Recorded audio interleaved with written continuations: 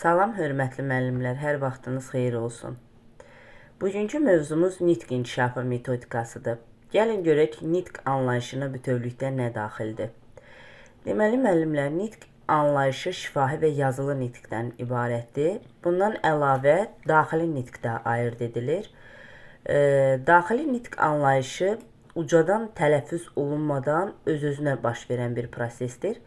Deməli, daxili nitq danışıq üzvlərinin səslə müşayiət olunmayan artikulyasiyasıdır. Yəni, burada nitq daxildə öz-özünə baş verir ki, burada heç bir səs eşidilmir, yəni uşaqda. Şifahi nitq canlı nitqdir və şifahi nitqin ifadəliliyi məqsəddən asılı olaraq bir sözü müxtəlif tonda, müxtəlif çalarlarda tələffüz etməyə imkan verir. Həm də müxtəlif jest və mimikalardan istifadə olunur şifahi nitqdə. Yazılı nitq prosesində isə yazılacaq fikrin, mətnin üzərində düşünmək, uğursuz söz və ifadələri dəyişmək, hətta yazdıqdan sonra korrektə işə aparmaq, redaktə etmək mümkündür. Lakin şifahi nitqdə isə belə bir imkan yoxdur. Haqlı olaraq deyirlər ki, söz quş kimidir, uçdu, tuta bilməzsən. Ona görə də, yəni şifahi nitqdə belə başa düşmək olar ki, biz redaktələri nitqimizi söyləməmişdən əvvəl etməliyik. Yazılı nitqdə isə, yəni bu proses baş tutandan sonra da bu redaktə işini aparmaq olar. Şifahi nitq müsahibə, dialoq, monoloq şəklində də ola bilər. Ünsiyyətin digər vasitələri isə simvolik işarələrdir, şərti işarələr, morzə, işıq, bayraq, zəng, çalğı alətləri, mimika və jestlərdir ki, bunlar yəni ünsiyyətin digər vasitələri hesab olunur. Nitq anlayışından söz düşəndə iki müxtəlif hadisəni qarışdırırlar ki, bunlardan biri nitqi anlamadır, digəri isə söz və cümlələrin nitqdə işlədilməsidir.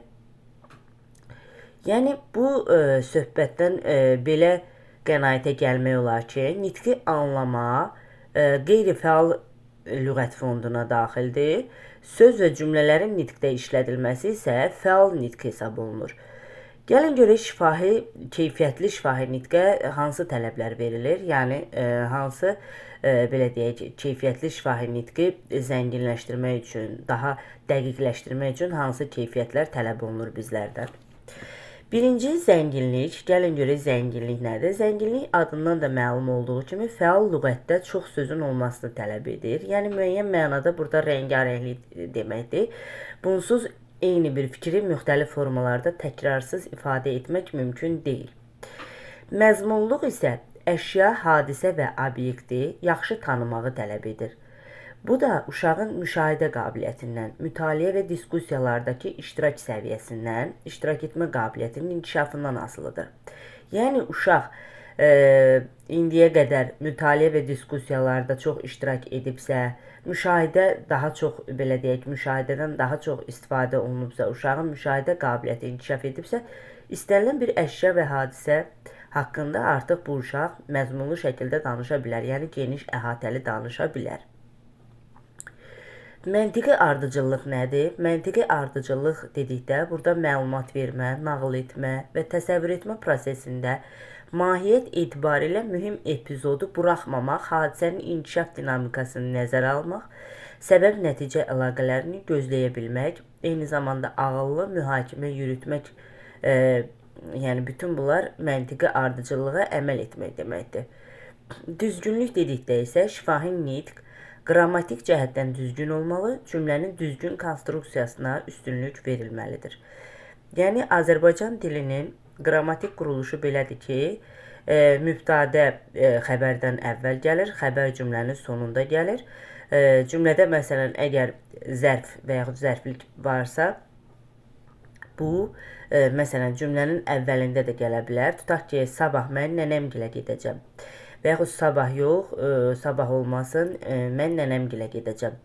Yəni, bu cür qrammatik quruluşa, belə deyək, yəni ciddi əməl olunmalıdır. Bu nitqin düzgünlük tələbidir ki, biz buna öz nitqimizdə bir tərbiyəçi olaraq əməl etməliyik ki, uşaqlar da bizdən bu cür nümunə götürsünlər. Aydınlıq dedikdə şifahi nitq dinləyənlərin anlıq səviyyəsinə uyğun olmalıdır. Çətin, anlaşılmaz söz və ifadələrin işlədilməsi nitqin aydınlığını pozur. Bu o deməkdir ki, yəni biz istər uşaqla, istər böyüklərlə, istər valideynlərlə onların başa düşə biləcəyi tərzdə, onların başa düşə biləcəyi sözlərdən istifadə etməliyik ünsiyyət zamanı. Yəni təbii ki, hər bir peşənin özünə məxsus terminləri var. Bu termin də hər bir peşəni, belə deyək, peşəyə yiyələnmiş şəxs üçün vacibdir. Bu hər hansı bir şəxs üçün ünsiyyət zamanı, yəni bunlardan, bu terminlərdən istifadə etmək doğru deyil. Bu zaman yəni anlaşılmazlıq baş verir. Dəqiqlik dedikdə isə əşya və hadisələr haqqında deyilənlər, gətirilən faktlar həqiqətə uyğun, dəqiq olmalıdır. Dəqiqlik həmçinin sinonimlər cərgəsindən sözün dəqiq seçilməsi ilə də bağlıdır. Məsələn, deyək ki, Lalə çox qəşəng qızdır və yaxud da ki, biz məsələn qəşəng, gözəl, göyçək, yaraşıqlı bu sözlərdən sinonimlər hesab olunurlar bunlar, amma yəni yerində istifadə etmək lazımdır. Məsələn, qəşəng dağlar deyə bilmərik, məsələn deyirəm. Məsələn, gözəl dağlar deyə bilərik. Yəni bu cür sinonimlərdən yerində dəqiq istifadə olunmağı tələb edir bu dəqiqlik tələbi. İfadəlik dedikdə isə fikrin parlaq, obrazlı, ifadəli olmasını tələb edir. Yığcam, lakonik, nitqlə dinləyiciyə təsir göstərməyi nəzərdə tutur. Həmçinin nitqin canlı, gözəl, estetik təsir qüvvəsinə malik olmasını tələb edir. Yəni dinləyicidə estetik, belə deyək, zövq, belə deyək də, aşılamalısan ki, yəni sənin nitqin dinləyicilər üçün daha gözəl, estetik səslənsin. Xoşa gələn, yəni qulağa xoşa gələn səslənsin. Təmizlik dedikdə isə burada şey, zat, deməli, bəstirin, soramları və s. kimi bu kimi parazit sözlərdən qaçmaq lazımdır ki, kobud sözlər işlətmək olmaz. Həmçinin də başqa dillərdən götürülmüş yersiz sözlər işlətmək olmaz. Daha sonra biz nitqin funksiyaları ilə tanış olmalıyıq ki, nitqin 4 funksiyası var. Nominativ funksiya, kommunikativ, idraki və tənzim edici funksiya. İdrakinin digər adı da dərk etmədir. Yəni bunlar sinonim funksiyalardır. Yəni adları eynidir. İdraki də olsa və yaxud dərk etmə də olsa eyni mahiyyət daşıyır. Gəlin görək nominativ nə deməkdir? Nominativ funksiya name sözündən götürülüb, ingilis dilindən, adından da məlum olduğu kimi. Yəni burada əşya və hadisələrin nitqdə konkret adlarını bildirir. Yəni bizim nitqimizdə işlətdiyimiz hər hansı bir hadisə və yaxud əşya konkret adı ilə adlandırıb, yəni həmin mövzu barədə danışırıq. Bu olur nitqin nominativ funksiyası.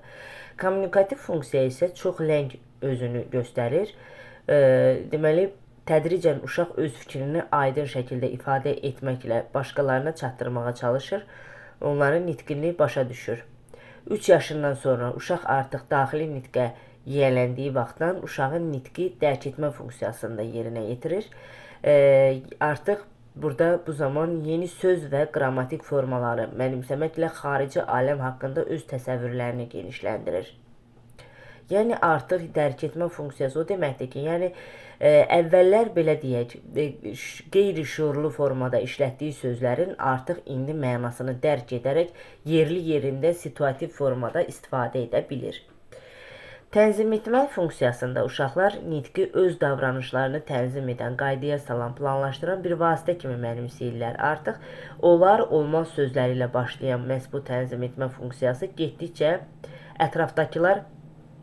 ətrafdakılarla ünsiyyət mədəniyyətinin əsasına qoyulur və uşağın intizamlılığı, nəzakətliliyi, diqqətliliyi, danışığını və sözünün yerini bilmək, başqasının heysiyyatına toxunmamaq kimi məsələlər bu funksiya ilə tənzimlənir. Yəni uşaq artıq hansı sözü harada işlətməyini, daha doğrusu necə, hansı formada işlətmək olar və yaxud da ki, məhz bu tənzim etmə funksiyası olar, olmaz sözləri ilə başladığı üçün artıq buradan məlum olduğu kimi, yəni uşaq artıq öz, belə deyək, hərəkətlərini məhz bu sözlərə əsasən, deməli, idarə edir.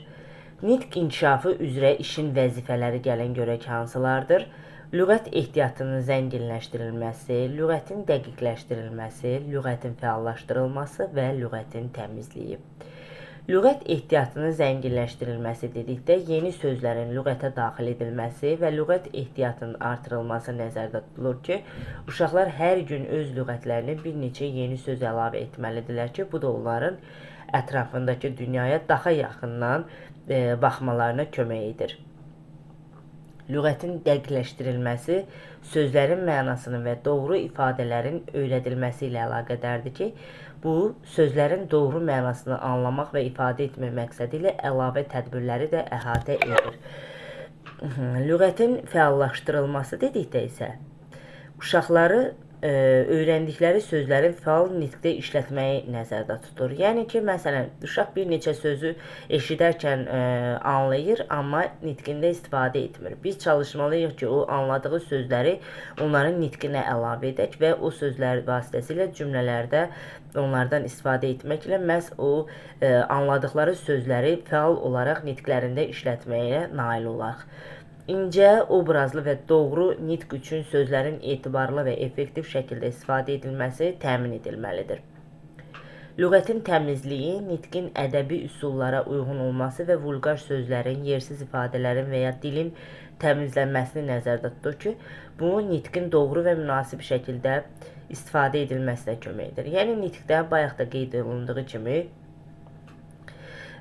kobud, vulqar, yersiz, digər dillərə məxsus sözlər işlədilməməlidir və Şerbada bu ədəbi nitqdə iki əsas üslubu ayırd etmişdi ki, bunlar tam üslub və yarımçıq üslub hesab olunur. Tam üslub formal və münasib nitq üslubu olaraq təsvir olunur ki, bu daha çox diktorlar, müəllimlər, aktyorlar və s. kimi sənət sahiblərinin istifadə etdiyi nitqdir ki, yəni bu zaman tam üslubdan istifadə daha çox dinləyicilər qarşısında, tamaşaçılar qarşısında çıxış edən şəxslər üçün münasibdir ki, yəni bu üslub tamamilə dilin bütün qrammatik qayda qanunlarına əməl etmiş bir üslub hesab olunur. Dəqiq, aydın və dinləyicilərin məzmunun asanlıqla başa düşülməsini təmin edən və dinləyicilərə hörmət hissi verən bir nitq növüdür. Yarımçıq üslub isə gündəlik nitq üslubudur. Yəni, məişətdə istifadə etdiyimiz, bir-birimizin, belə deyək, nitqini eşidərkən başa düşdüyümüz bir nitq növüdür ki, bu üslub informal ictimai münasibətlərdə, məişətdə istifadə olunur və bu üslubda tələffüz və ifadələr daha az formal və daha çox çeşidlidir. Hətta biz fikrimizi, bizə verilən sualı bir sözlə də yəni cavab olaraq bir sözlə də ifadə edə bilərik. Nitq inkişafı prosesində istifadə olunan metodları isə bu cür təsvir edə bilərik ki, əyani metodlar, şifahi metodlar və praktik metodlar.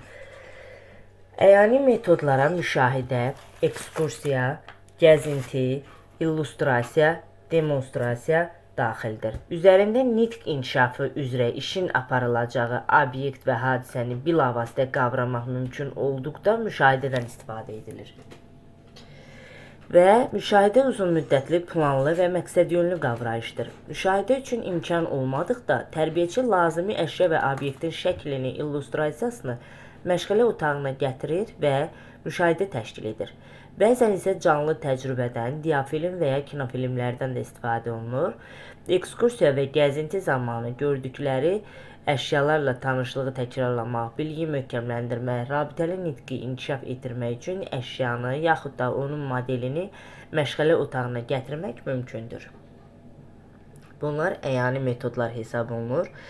Şifahi metodlar isə tərbiyəçinin bədii, ifadəli, daha doğrusu obrazlı sözü ilə bağlıdır ki, bədii əsərin oxu prosesində tərbiyəçi rola girərək nəql etməlidir və kiçik və orta qrupda nəql etmə mütləqdir. Böyük qrupda isə biliyin möhkəmləndirilməsi və rabitəli nitqin inkişafı üçün müsahibədən istifadə edilir və tədricən şeir əzbərləmək, oxunmuş mətnin məzmununun nəql edilməsi olaraq daha mürəkkəb metodlar tətbiq olunur. Yəni bunlar şeir əzbərləmək, oxunmuş mətnin məzmununu nəql etmək artıq mürəkkəb metodlar hesab olunur.